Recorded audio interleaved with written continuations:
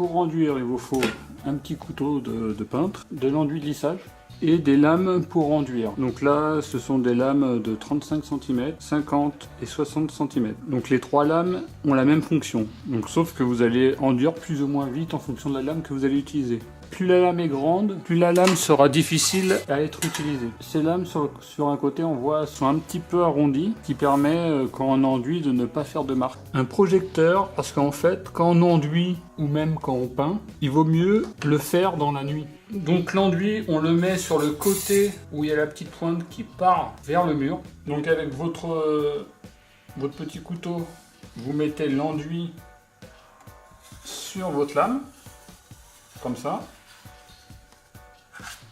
Bon, et après vous appliquez.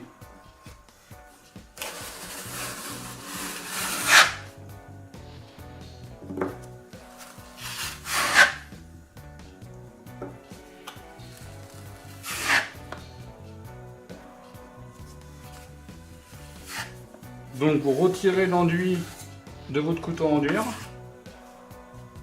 Donc surtout gardez-le propre des deux côtés et vous en remettez.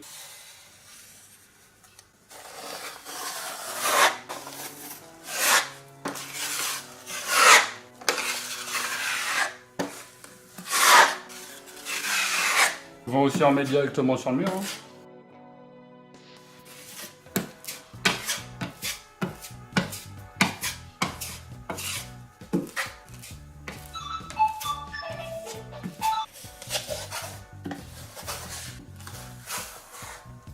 Là vous voyez avec la lumière, on voit immédiatement tous les défauts qu'il peut y avoir.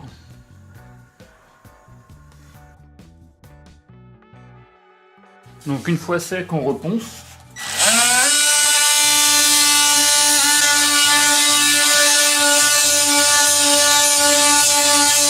Donc là, au bout d'une couche, on voit que pour du papier peint, pour du carrelage, c'est largement suffisant. Par contre, pour de la peinture, c'est pas suffisant.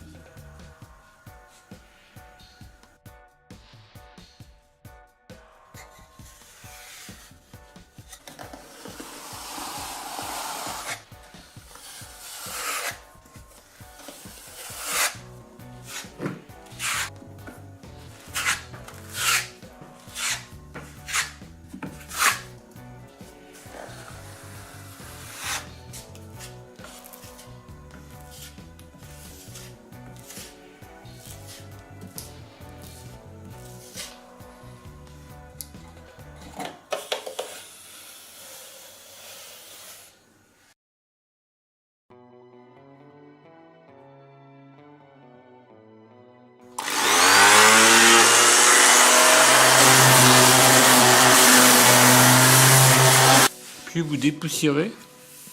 Donc là je vais finir les derniers petits problèmes à la petite ponceuse, ça suffit.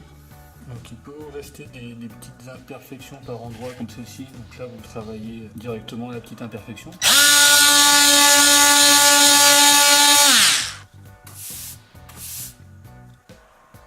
Donc voilà, donc j'ai poncé, hein. Il faut poncer beaucoup, n'hésitez pas à poncer. Donc comme on peut le voir, c'est surtout le ponçage qui permet vraiment de bien finir le travail, d'avoir un beau mur.